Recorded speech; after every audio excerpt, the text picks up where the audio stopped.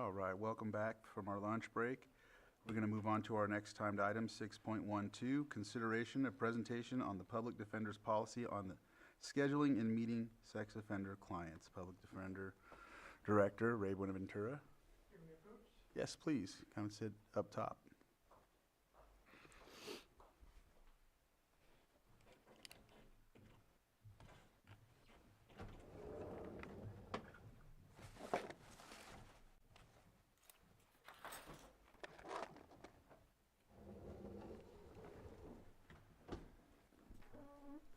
All right.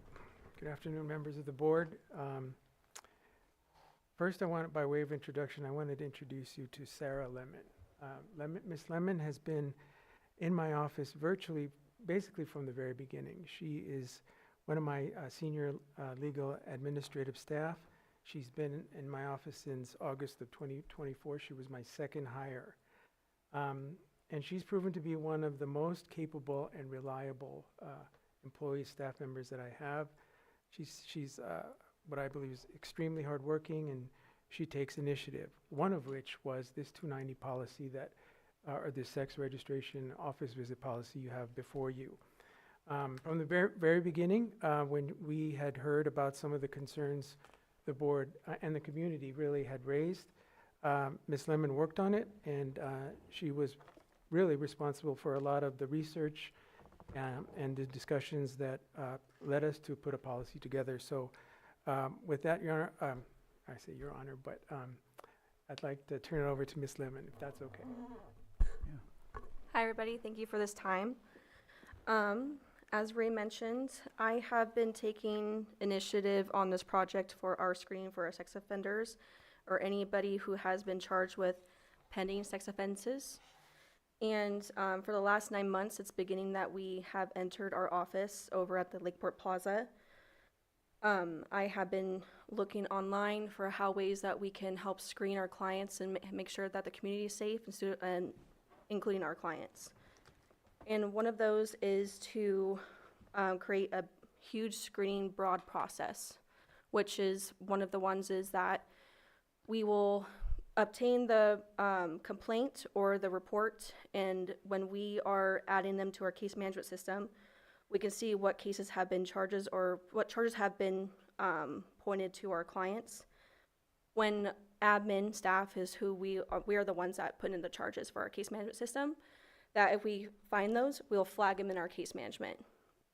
Again, another way that we have a broad spectrum of how we screen our clients is that when they come to our office or to our door, we'll ask them if they have been charged, or are they already a registrant, or if they have a history of a past, even or outside counties or outside states.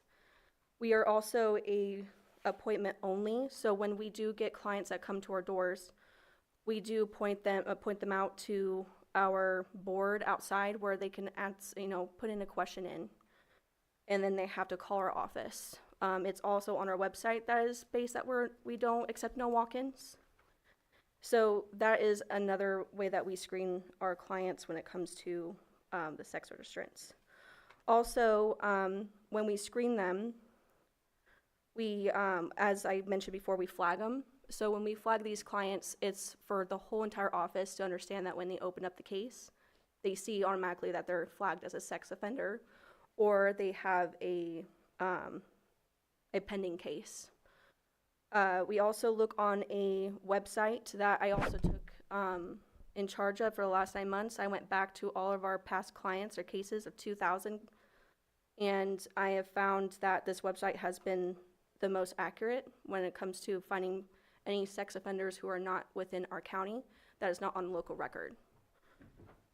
And on top of it, we also have our attorneys that understand that when we are making an in-house appointment for virtual or in-person, that they are constantly screening. They're constantly looking at and make sure the flag is up. If not, they're looking at the case, and they also have to ask admin if they can make an appointment in office. And we are the ones who also make sure that they are being screened, and there's a secondary screening where they're automatically looking up the website on that client and also contacting the client to see if they are a sex registrant. And we do have an intake that we have of our clients that normally that when if they're in custody or out of custody for their first arraignment or for their in custodies, that the attorney or whoever's assigned to do the in custodies, they are also screening those clients. So we also have an in-person attorney who's also screening them and asking them those questions and to be able to identify them early. But so far, that is all that I have for you, unless you have any more questions about how we are screening them. Supervisor Sabatier? Yeah, thank you for bringing this to us and providing the policy itself as well. I guess one of the things that I just wanted to at least say and maybe get some clarifications on, in the purpose, I really like the purpose, and it talks about at least the way I'm reading it, and now that I'm reading it again, maybe I'm not reading it correctly, but what about suspected or like current case? Would that be under charged with, like they're being charged with, but they haven't been convicted of? I see that in the purpose, and I read it as if you've already been convicted and some are being charged but not yet convicted, but I don't see that within the mandatory screening or identification and documentation to ensure that those that are being suspected of sexual offense are also being treated the same, because, I mean, I get it that you're innocent until proven guilty, but the fact is there's the possibility of it, and it'd be safest to not invite them to an office right next door to a playground. I feel like you have it in your purpose, but I don't see it within your check procedure. Yes, so when we already have that implemented because we want to make sure that it's a broad, because we are only appointment only. So that is for every client. It doesn't matter if you're a sex offender or not, or you have any sex offense or sex assault cases or charges pending onto you. But we do have a system where it says that who are registered sex offenders or charged with sex offenses or has a history of sex offenses. That is the first or the purpose of the clause. So we do have a flag that is a pending 290 or a pending sex assault charge, that they do fall under that line. And that is a flag that we have reports on. Okay. And just overall, I think that nothing is perfect. Like, for example, and I apologize for bringing up what could be really negative for a lot of people, but like I'm thinking of the unfortunate homicide that occurred in Library Park, Vicente. This would not preclude the individual who is being charged with murder from going to your department at 55 First Street, yet the homicide occurred literally across the street. So I think that there's some unfortunate weirdness that will occur from time to time, and you can't capture everything. And so I am looking forward to the next item, to discussing the current office that you're at. But I appreciate that you did what we asked you to do, which was specifically about sex offenders. And I think that this covers it, and I appreciate the conversation. Any other comments? Well, go ahead. May I share the statistic that we have right now that are active clients that are sex offenders? So right now we have 21 clients that are active cases, and out of the 21, 15 of them are incarcerated, and then the rest of them are outside and they're out in the world. But we have all the records that they're being taken care of virtually by text, email, and calls with their attorneys. So I just want to put that out there. So no visits? None. Okay. All right. I'm going to open it up for the public. Is there anyone in the public that would like to comment on this? All right. Very well. We'll bring it back to the board and go from there. This is an action. This is presentation. Yeah, presentation only. Okay. So with that, we will move on to 6.13. Consideration of First Amendment to Commercial Lease Agreement between the County of Lake and Lakeport Plaza LLC for office space at 55 First Street, Lakeport. Mr. Buenaventura. Yes, thank you, Mr. Chair. I thought it would be helpful if I just gave a brief history, and I'm going to try to be brief. So when we started in a little small conference room on the third floor in this building. We then expanded to another conference room on the first floor of this building. So we had two different levels of office space. We had 6 people on the 3rd floor, 8 people on the 1st floor. That didn't work. The up and down, the going between floors, the loss of communication, the loss of what I think was essential camaraderie, the logistics and operations just didn't work. So as much as we appreciated the space, I had to go out and look for what I thought would be the best space for us and what we needed. I looked at 5 different sites. They included, there was one site that I really wanted, which was in Hamburger Hill, that was brought out by Tribal Health. I was right in the middle of negotiating a lease with them, but it just got taken out from under me. There was a site at I think it was a Cricket cell phone place that I looked at, and it was too small. It was in a little shopping mall. There's a site next to a grocery outlet that was also too small. And then I looked at the Record B, which I thought was promising, but all the renovations, the modifications, the handicap accommodations weren't going to be met, so we couldn't go there. I looked at the old West America Bank building, and same situation. It just didn't work out.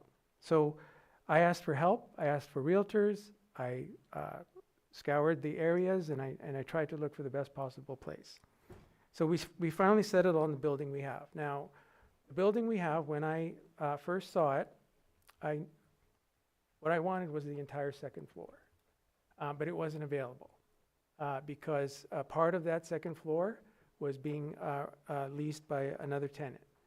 And so the proposition was that we would eventually, hopefully, take over that separate space when they leave.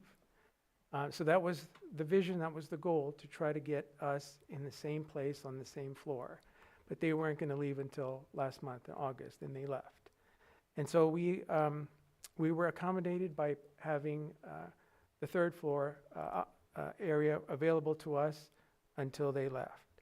So now we come to this point where we are trying to secure that spot. And I believe that this is a good setup for us logistically, operationally. Having all my staff, my employees at the same location, I think is important. It's important to conduct business, to develop that camaraderie, and it's essential to the work we do as the public defender, similar to what the DA's office does, which is they have their entire unit on the same floor. Now, what I see as the cost of having that additional space and eliminating the 3rd floor space, it comes out to virtually the same amount. It's about $198 more than our status quo. So we're talking about $198 increase in our rent. And I think it's worth it for the many reasons I've already said. Now, I want to emphasize that we are mindful of the budget and the constraints that you have at spending the taxpayers' money. We are doing everything we can to be fiscally responsible. I believe that the budget does call for what we are asking for today. We have made sacrifices from stocking our offices with used, donated, paid for by me or some of my employees, furniture. We have paid for our own necessities, like even things like just paper towels, vacuum cleaners. We take out our own trash. I myself have paid thousands of dollars in team building efforts of my own pocket to help build the team that I have. We have applied for grants. We have grants. I think I mentioned before, most public defender offices have spent money on immigration consult services. I got that for free with a grant. Most public defenders offices have in-house or contracted, paid for services like that. Again, we got it for free because of a grant.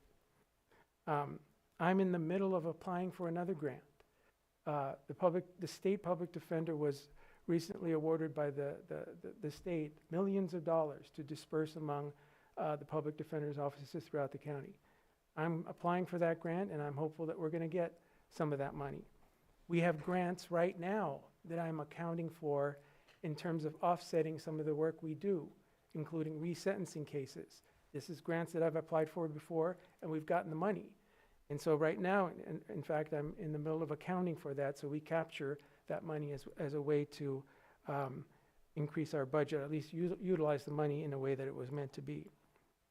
We've utilized volunteer services to staff our office. I had a former deputy public probation officer. I had a Stanford student, and I had a student from McGeorge Law School. So we realize the constraints we have, and we're doing our part to make sure that we don't go over, and that we are doing our part to fund as much as we can, recognizing the limitations that we have.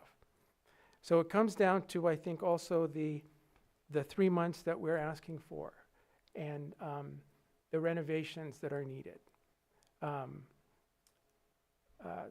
The renovations are needed.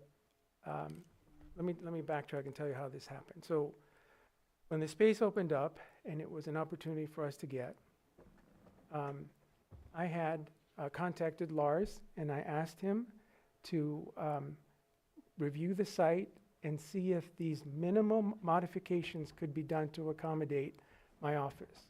And what I'm talking about modifications, I'm talking about opening up a door, or adding a door, or closing a specific location, so we can have that integration within the office. I'm not talking about anything extravagant.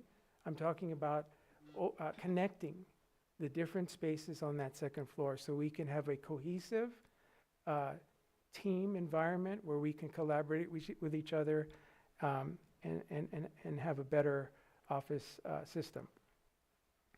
So the most recent figure I can give you from Lars is that the renovations that I'm asking for amounts to about $10,000. Now, that's for everything I asked for. Honestly, I could probably live without some of that. I can reduce it if the court finds it necessary. But I think that there are essential things that need to be done, such as connecting the wall, perhaps punching a hole in some of the walls so that we can be connected. Again, I don't think I'm asking for anything extraordinary. I'm just asking for some ability to connect my office, my investigators, my admin staff, and my lawyers together, so we can have a better environment and operate as a public defender's office. And so that is my ask. I hope you continue to support our office and recognize that we are very mindful of taxpayers' money, and we certainly don't want to drain the county's resources, but we do have to be operational. Thank you, Mr. Chair. Any questions from the board? Supervisor Sabatier? Mostly just a comment, and I appreciate that, and I do remember the origins of your office. I think you were there. Where I had to suck in my belly there's other reasons why I had to do that, but because there's no room.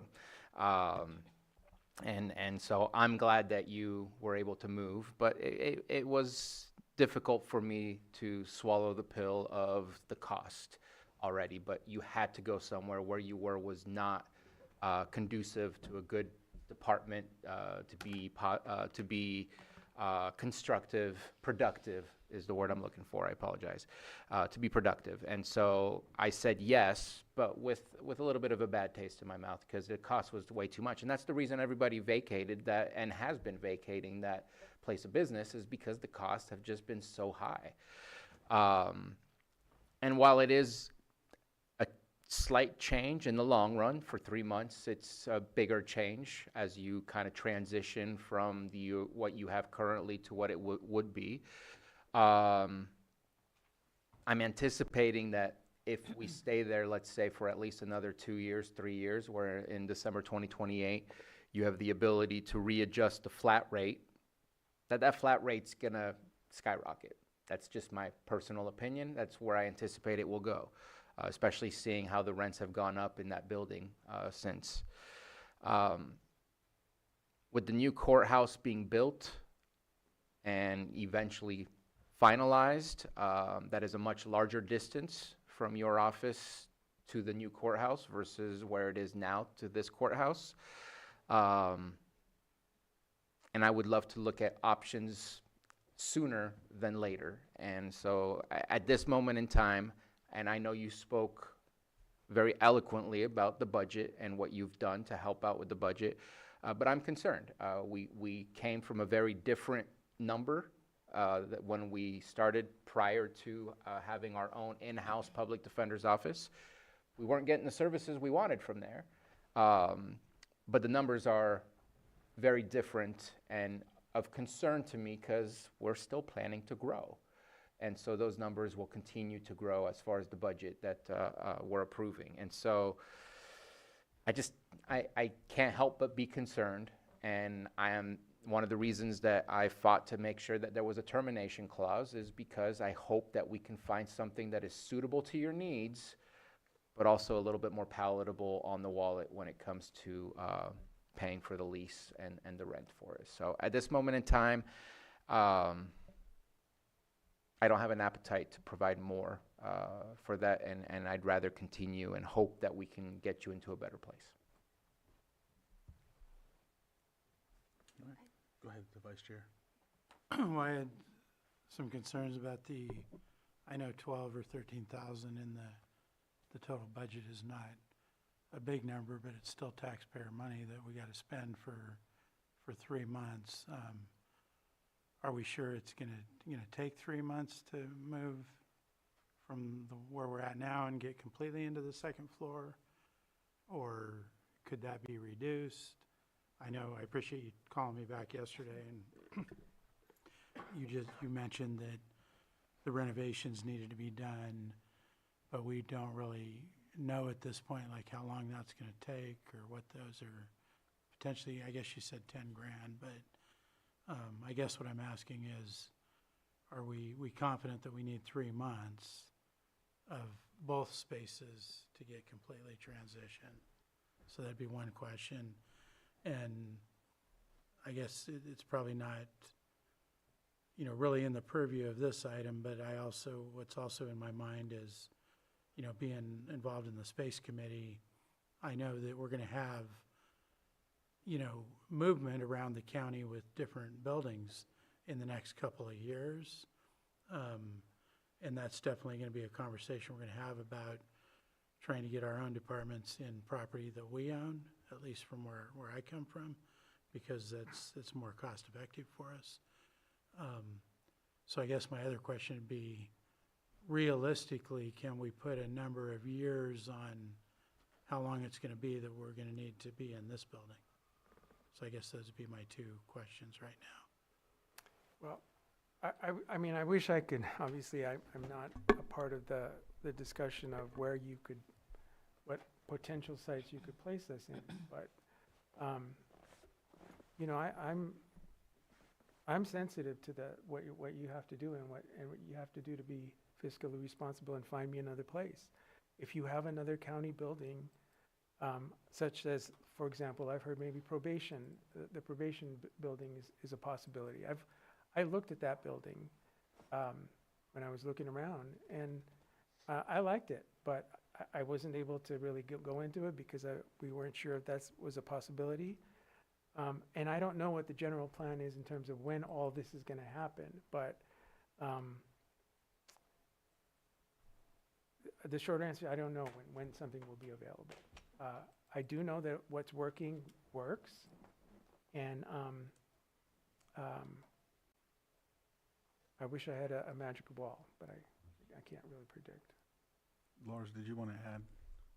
Yeah, if your board would like, I can add some, I don't know if it's clarity per se, but attempt to fill in some gaps. Ray and I communicated this morning about a couple of things. First off, the space committee's hesitancy to move ahead with a renovation. At that point, the discussion of the renovation was, on our end, on public services side, a leased facility where we would be contracting the work out as opposed to using county forces.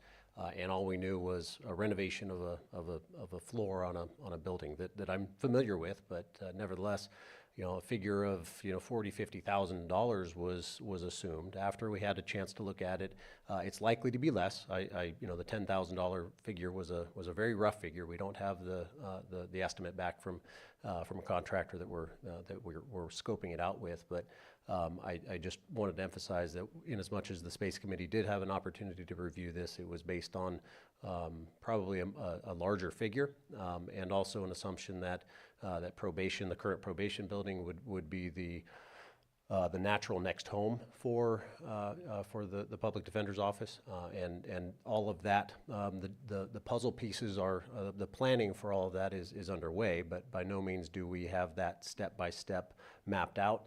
We have not done a facility analysis of what the needs of any one department is, much less the public defender, much less everybody else. So there's a lot of unknowns at this point, but I wanted to just shed some light on what the Space Committee commented, which was a hesitancy based on a larger cost, and under an expectation that within the next year or two, that the public defender may move into probation. At this point, we don't know what that really will be. Will it be a year? Will it be 4 years? Right?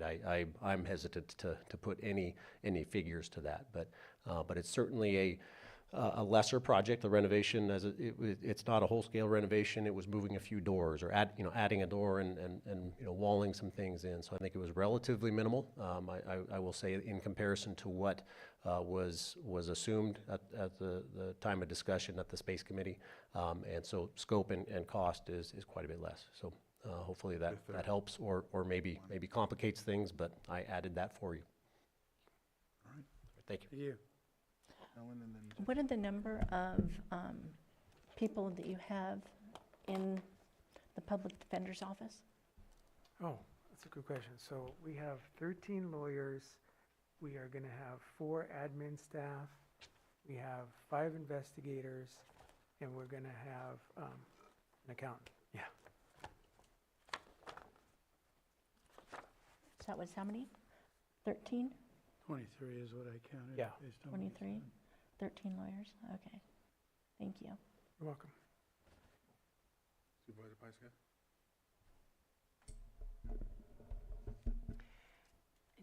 Didn't we do a pretty expensive renovation to the second floor? It was 0? Okay, I thought it must have been something else I was thinking of.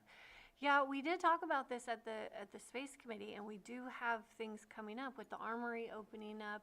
Then, that opens up where the sheriff is and where probation is. And,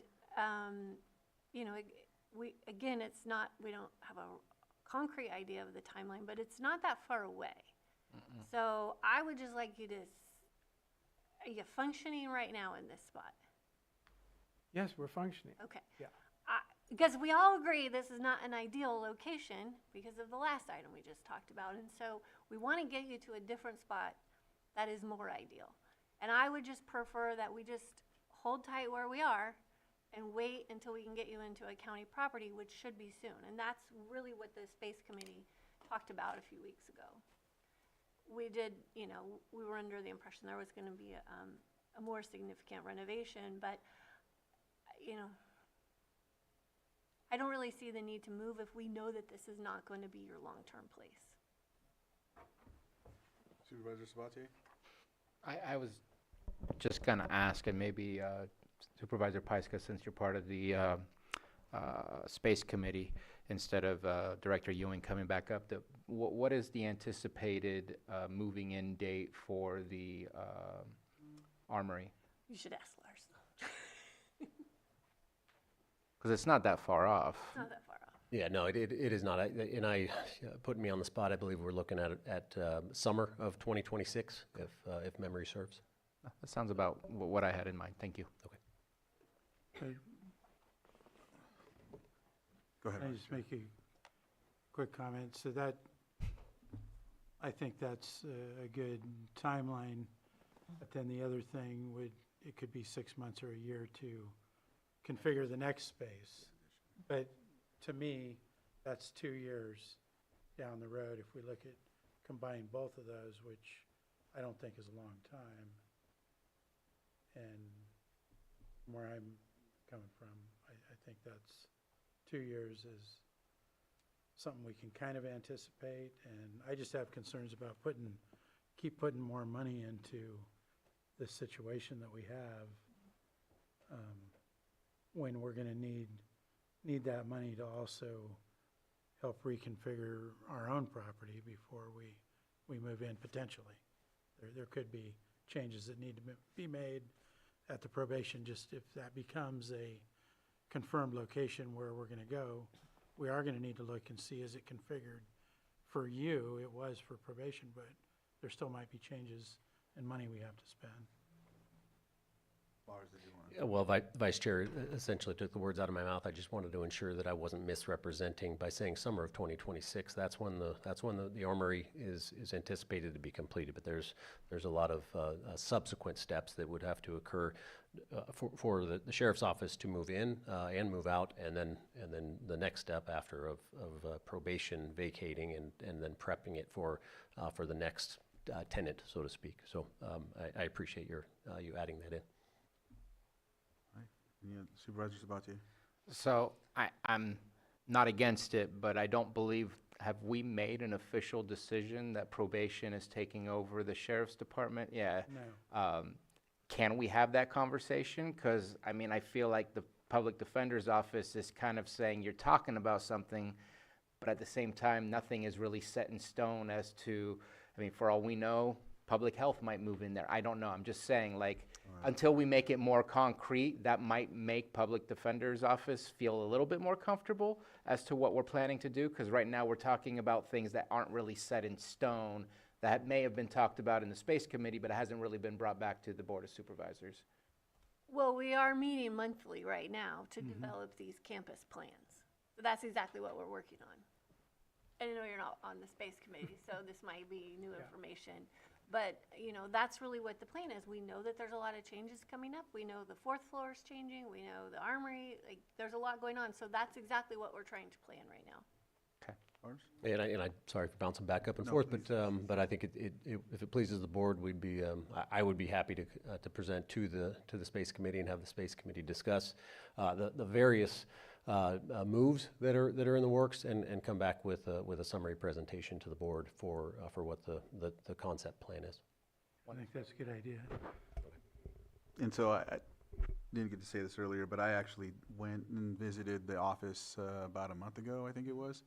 And I seen the layout, and I understood just by being there and seeing how, you know, there's like a way to walk in and around and things like that. I didn't see an issue with the wall or the door or anything like that.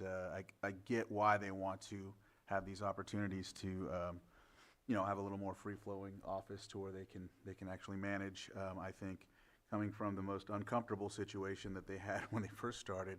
And then I wouldn't say it's uncomfortable now per se, but to be able to work efficiently, you know, I didn't really necessarily see an issue with it. But again, that's not considering 1 year or 2 years. But I mean, as projects go along, I've seen there's been a couple where they've said they were going to be 26, and then it ends up 29 and 30, and you know, so I don't know. And no knock on you, Lars, at all or anything like that. It has to do with other things that just happen. But so for me, you guys we all seem like we have, you're going to go through the process of the committee, space committee, and go from there. But I just felt I would give my input, that's all. Did we open it up for public input? I don't believe No, so. I didn't. All right, anybody from the public? No one on Zoom? All right, I'll bring it back to the board and see where we're going from here.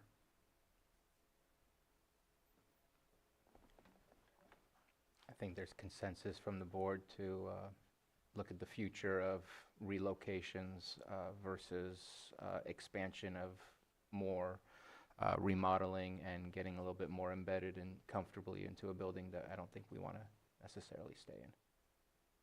Yeah. All right. that looks like that's where we're at. All right, well, thank you for the presentation and appreciate your time. Thank you.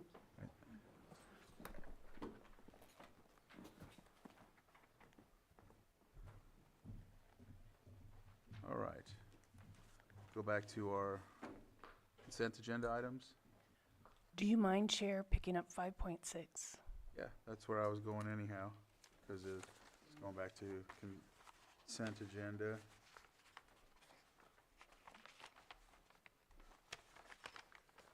Approve 5.6, approve annual agreement between the County of Lake and Visit Lake County, California for provision of administrative services to Lake County Tourism Improvement District in the amount of $112,500 for July 1st, 2025 to June 30th, 2026, and authorize the chair to sign.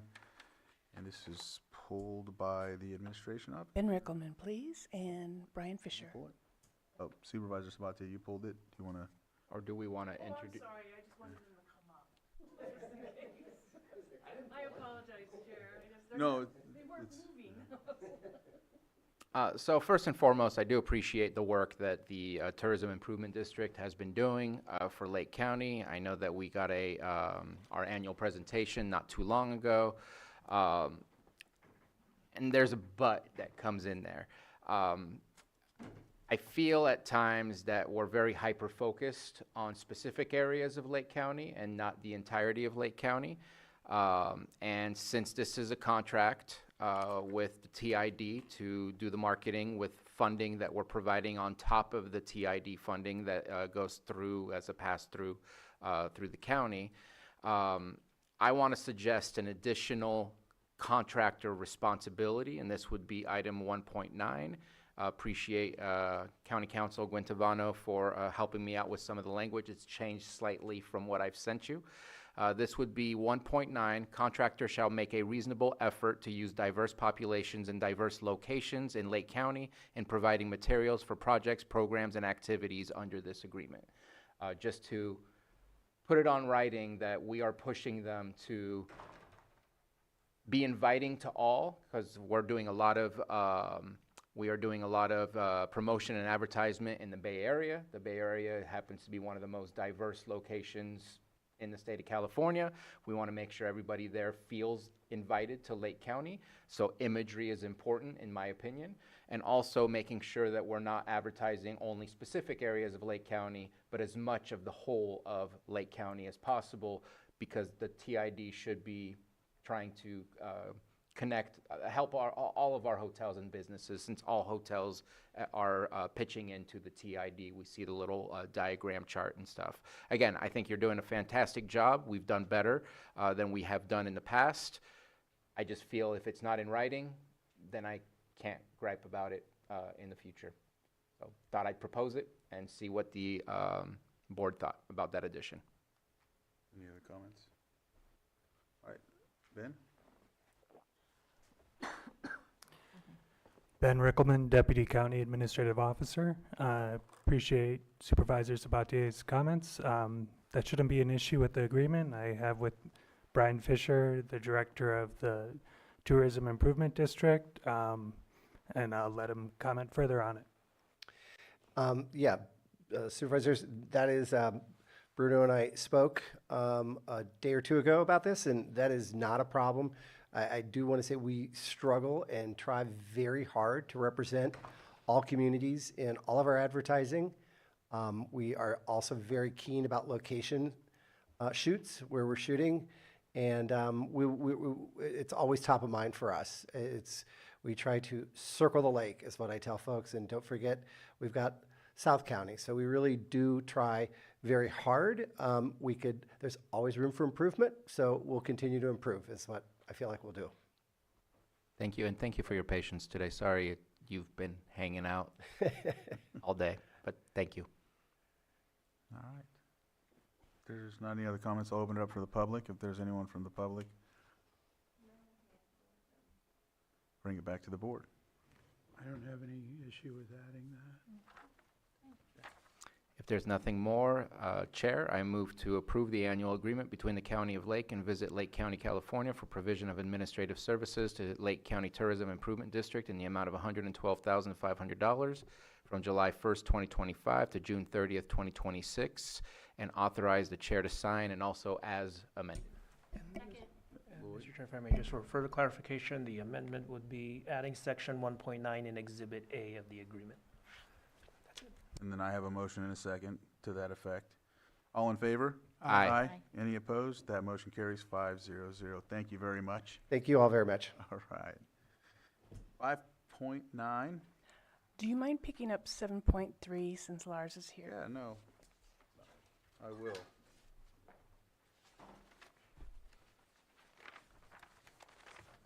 Seven point three, consideration of contract change order number 1 to the contract with Argonaut Constructors Incorporated for the 2024 pavement rehabilitation project for a decrease of $449,232.30. And B, consideration of contract change order number 2 to the contract with Argonaut Constructors Incorporated for the 2024 pavement rehabilitation project for an increase of $1,477,626.93. Public Works, Interim Public Works Director Lars Ewing. All right, good afternoon.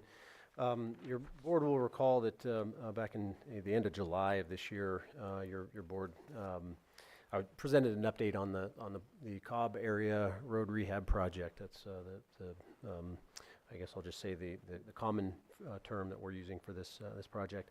At that time, prior to that meeting, the project was paused out of some concerns. The project was about 16, 17 miles of road improvements, about 9 or 10 of which were paving, and the remaining 6 or 7 were chip seals.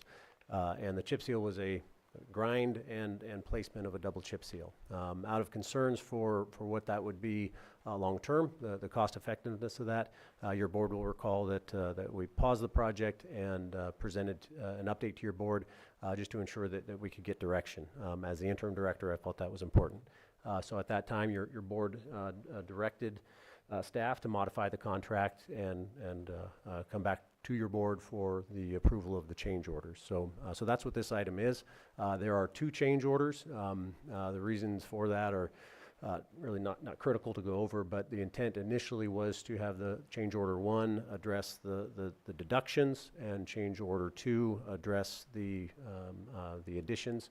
It wasn't that cut and dry, simply because of needing some final numbers. But the net result is I think the agenda memo discusses the overall increase, total contract increase of $28,394.63. So that change is essentially to replace what was intended to be chip sealed with asphalt paving. So that's the net change. Obviously, there are details that we can go into here. There's preparation of the road. There's the asphalt itself, but there's preparation of the road. There's adjustments. There's conforms, but the impact of doing that change is the number that I just addressed. Important to talk about funding for the project. Your board previously gave, I think, conceptual approval for $225,000 of supervisor discretionary funding for that. It's my understanding that has been prepared for final budget, that would be included in the final budget, so there's no action included here for that. So the extent of your action is the change order approval. The remainder of the funding would come from essentially road funds, what we would simplistically say road funds. Yes, it is a hit on the bottom line, but that's where the funding would come from. And then on the appropriation side, just in a kind of a financial administrative piece, there is no need to increase appropriations because the capital appropriation for this project is already sufficient, even considering the proposed change order. So with that, I'll be happy to answer any questions. Supervisor Sabatier? Just you've answered all the questions that I had. Thank you for taking the call this morning. And originally, the bid went out for 6.5 million estimated engineer, and we're at 6.1. And what's the status of the roads currently? Have they been completed? They have been prepped, and one layer of chip seal has been placed as a bit of a binder in a sense. They're getting beat up because one layer of chip seal is on instead of two, and even that would have had concerns. But the status is that they are effectively prepared. They still need to have some additional work done to prepare them for asphalt. But the contractor, as I understand it, is pending your board's approval and pending a notice to proceed. We're looking at October is the understanding I have for asphalt paving being completed. Okay. And just my final statement is change orders are not completely uncommon, and delays are not uncommon, but at the same time, not fun for the community to deal with. And I can't speak for the Cobb community, but I know from other areas that delays aren't fun. If in the future, if there's something you can bring us to change the policy where maybe we can approve a certain percentage of contingency to allow for smooth projects to occur, that way we don't have to have delays and wait for us to approve some certain things. This one's way above the 10%, so it's a bad example, but I know that I have seen that in other places, and if it's possible to bring us some sort of policy that might allow you or whoever will be in the Public Works Director chair in the future to have a little bit more flexibility and leniency on moving projects forward. I appreciate you saying that. The Public Services has put that in place for the Armory as a project-specific approval, and there was some discussion at that point in time of looking at it at a broader scale. So the administrative office and county council and I would say the other public project department heads would be critical to be included in that. All right. I will open it up for the public at this time. Jack, if you can unmute, you have 3 minutes. Hello? Yes. Everything you said is correct. I'm here on Cobb Mountain, and the blue chip seal, whatever, is not sufficient. It's kind of crazy that it was even approved in the first place. A lot of people on Cobb seem to think like, why wasn't anyone asked? We need asphalt here. We seriously need asphalt on all the roads that the blue chip was put on.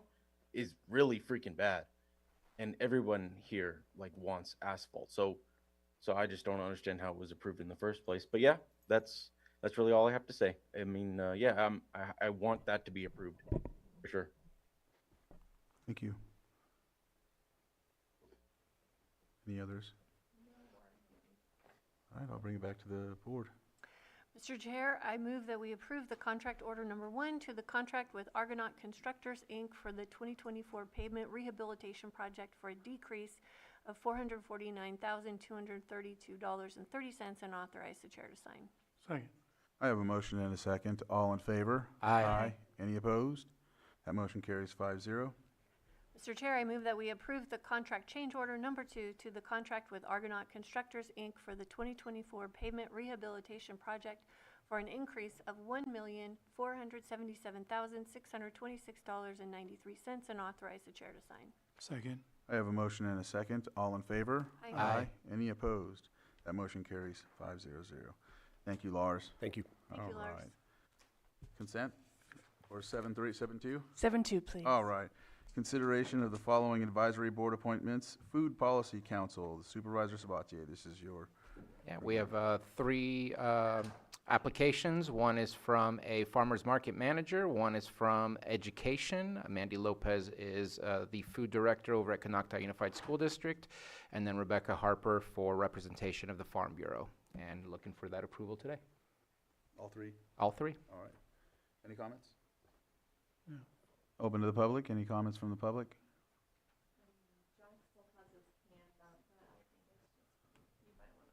Jack, is this for the Food Policy Council, or are you still?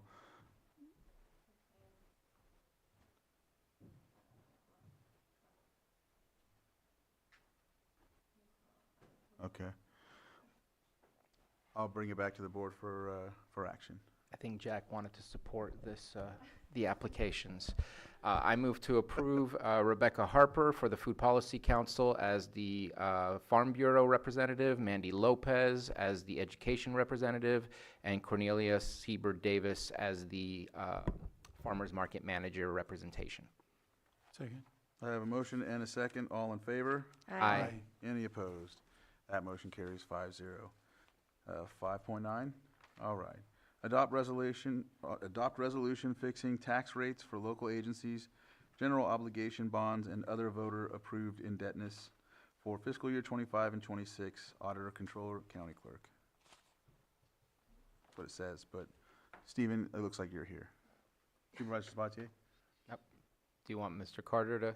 So I pulled this item just because when I looked at it, it felt somewhat, not confusing, but two resolutions and no explanation. So I talked to county council, said it would be wise to pull it and just clarify that today we are approving the revised and added 9.5 debt service resolution 2526 and not the other resolution attached to the item. And that is all.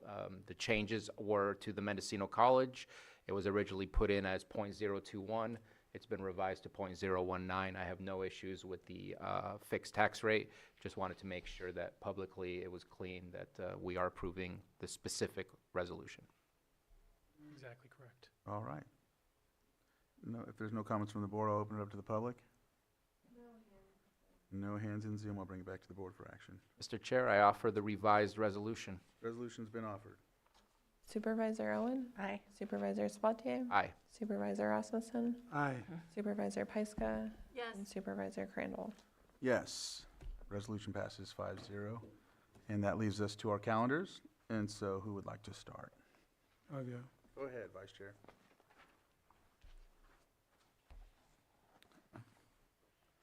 Let's see, this weekend I worked the Early Lake Lions Club, our scholarship golf tournament up at Adams Springs on Cobb. I also went to the Scotts Valley Big Time event over at Red Hills. It was a good event, a lot of people there. Last night I had a meeting with the Highland Springs Trail volunteers and water resources out at Highland Springs. Plan on going to the Lakeport Fire Board tonight. Got Lake APC LTA tomorrow in Clear Lake. And then I'm going to try to make Children's Council, I believe that's back in Lakeport, right? LCOE. And then I'm going to go to the Animal Control Advisory Board. BVAC also tomorrow night, which you won't be there, right? And then we have a Space Committee Thursday, I believe. It's on my calendar, Oh, but yeah, I won't but be able to make it. you probably won't be there. Oh, actually, I might. Yeah. I think I can make that. And then on the 11th, I have the grand jury asked me to come in for an interview. And also that same day, Behavioral Health Advisory Board. And then I have the 100 Bucks Strong event that night. And then I plan to go to the Valley Fire Anniversary up on Friday. And then also that evening, the Hobbiton Big Lake Big Science Film. And after that, I have to go out of the county for a couple days for some personal business. That concludes. Okay, after the meeting today, I'm heading to Sonoma for the After the Fire Summit, which is the next few days. I am on a panel tomorrow at the summit. So I will have to miss the BVAC meeting, but I'll watch the video. And Thursday, I will, the last day of the summit, but I can make the Space Committee meeting before I head to the summit, but I will miss the Recreation Agency meeting. So, then, Is that Thursday? yeah, What time? 4 o'clock, and I think it's Lakeport this time. I'll add it. Okay, yeah, Kevin's the one that sent the agenda. So Lakeport. And then Friday, I'll come back Thursday night Friday morning, getting ready for the Valley Fire event at Mandala Springs, which I hope all of you come. And then that evening, there's a gathering at the Lions Club at the Little Red Schoolhouse. And then I will be there to support Supervisor Owen for the Saturday event. And then Monday, Risk Reduction Authority, and then back here on Tuesday. Okay. Tomorrow's kind of open. I know I'll be busy, I just don't have anything scheduled on the calendar. On Thursday, I have the South Deal meeting and Lake County Recreation Agency and the Hidden Valley Board meeting. So I'll be speaking at that. Friday, we have the Valley Fire commemoration, and I have a rodeo that evening. And on Saturday, I have the Valley Fire commemoration in Middletown, and then with Miss Susan on Monday. First and foremost, I am so happy for the moisture in the air, which I think makes all of us a little bit happier, and we can use a little bit more to really be fully relieved, and maybe try and put a little early closure, if possible, to our fire season. Tomorrow I will be in the city of Clear Lake at City Hall for the APC LTA meeting. I'll go ahead and I'll be bouncing back as well to Lakeport for the Children's Council. On Thursday, I'll be heading out to Sacramento for the CSAC Board of Directors meeting, and I will either be able to get back home in time, pull over in Williams, or just stay in Sacramento and have a virtual meeting with Chair Crandall regarding the senior mobile home discussion on Thursday. And then I have a Lake County Continuum of Care Strategic Planning Committee. We do have our September 24th, which is on a Wednesday, starting at 5:30 p.m. We will be doing a town hall on homelessness, and it will start at 5:30 p.m. at the Soper Reese Theater. It is free for anyone who wants to attend. We are looking for to provide presentations from the funding sources that the COC has been able to tap into, to the delivery of the services by some of our agencies here locally, and then also have lived experience folks providing their stories and their experiences as they've navigated through the system, trying to get back on their feet, and hoping to have open dialogue and some good discussion between the public and those presenting. Later on that day, on Thursday also, it'll be a Yuba Community College Board meeting that I will be attending as well. On Friday, I do plan on attending the Valley Fire Remembrance. I believe that's 1 p.m., so I will be there, and hopefully I'll be able to have the time as well to go to Soper Reese later that evening to go see the Hobbiton Big Water, Big Science, I believe is the name of the, if I remember your poster correctly. Correct. On the 15th, we actually have a success story coming out of Hope Center in the city of Clear Lake, the shelter that's out there. There is a tenant who is graduating, who is moving up to Humboldt, where his family resides. He already has a job. He's going to be a sober living environment manager. And he's done a good job to inspire some of the folks over at Hope Center. He's become a lived experience committee leader. And when people leave and move forward from Hope Center, they have a key ceremony where then they place a key on they have a mural of a tree to show the growth and just development of folks that go through that process. Be meeting with our CAO later on that afternoon and prepare for our meeting on Tuesday. I do want to take a moment, and I hope I'm not stealing any thunder from you, Chair, but there are key staff members that are part of our team when we talk a lot about Lake Pillsbury, and there's been a lot of activity. And so I just want to say thank you to Lloyd Guintavano, who's in the room with us. We have Patrick Sullivan, who's our tax collector, who provides a lot of detailed information about our economic impact. Thank you for the help. Matthew Rothstein has been incredible with connecting us with different agencies and different departments to be able to have these key conversations.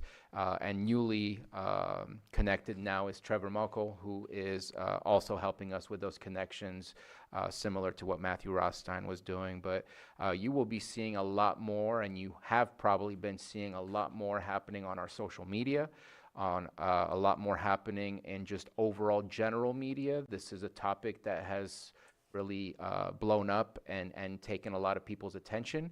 And I just couldn't be more thankful for that team. There's a lot happening, and I think it's kind of heading in the direction that we were hoping it would go, with certain, hesitation to the direction as well that we're going, because it's kind of an unknown. But I just want to say thank you to that team, because that team has done some incredible work to really get us on the map and on everybody's radar. So just wanted to make that comment. Yeah, no, thanks for doing that. I didn't have that on my list, so it's good you said that. It's so far, even into the national level, there's been posts and whatnot from the administration, the current administration as of now. So there's just a lot of different people calling to see if we will talk on either interviews or newspaper or even podcasts and things like that are coming out. So yeah, be looking out for those. It felt like at one time we're still in the fourth quarter in the last, couple minutes, but we feel like instead of a 55-10, we're like a 55-35 maybe, but there's still a short time limit. So, there's been a lot of momentum. I mean, just different people coming out and talking about it, and just out of the blue, you got people calling us from DC. So, yeah. Tomorrow, matter of fact, I thought I had a GSNR meeting, but I was thinking, where is it going to be at? Because usually I'd post it here if I had to do it on Zoom, and it got canceled for next month, so I won't be doing that meeting. The Thursday, of course, we have the senior mobile home discussion that we're going to have as a result of that one item a couple weeks back for the rent stabilization ordinance, and now I will just added the LCRA to my calendar for Thursday. Friday, I'll be attending the event for the Valley Fire anniversary, and then in the evening, the Hobbiton, the big, what is it, Good Science? Big Lake Good Science, yeah, sorry, so I should know that, my bad. But yes, I will be there, I'll be there as well. We have a dump day, the Upper Lake Park from 9 to 1. In Upper Lake for the citizens in the community. I'll be getting a flyer out by the end of the day, so we can ensure that people have a chance to do that. And then Monday, back here, I don't know why I wrote this, but I know that I have the RRA meeting in the afternoon, right? That's here? Clear Lake? I don't know. That's the worst. We never know. We don't know. They Wherever it haven't- was last, it's not there. No, we'll find out when it gets posted. Yeah, I'm just gonna make sure, but yeah, it doesn't say. So either way, we'll figure. Yeah, we'll figure that one out. But that's the last one, and then we'll be back here Tuesday. So. Mr. Chair? Yeah. I apologize deeply, and thank you for following up after my calendar statements. I was speaking specifically to staff, but I want to thank you as well. Without your efforts, we would not have had the conversation we did with the Department of Interior. So thank you as well for all your efforts that you make for the Lake Pillsbury. I spoke specifically about staff, but I should have probably highlighted you as well. They're carrying us. I'm just get a couple calls here and there where, so they're the root, they're the base to this. We're just Takes a team. Yeah. All right, with that, we'll go into closed session. I'll read these closed session items off. 8.1, Public Employee Evaluations, County Administrative Officer. 8.2, Conference with Legal Counsel, decision whether to initiate litigation pursuant to Government Code Section 54956.9D4, one potential case. 8.3, Conference with Legal Counsel, existing litigation pursuant to Government Code Section 54956.9D1 in regards to National Prescription Opiate Litigation, MDL number multi-district litigation. Is that what it is? number 2804, case number 117MD2804. I thought I knew, sorry. Conference with legal counsel, existing litigation pursuant to Government Code Section 54956.9D1 in regard to National Prescription Opiate Litigation, MDL number 2804, in regards to Purdue Pharma LP et al., case number 1923649 SHL. All right, with that, we'll go into closed session.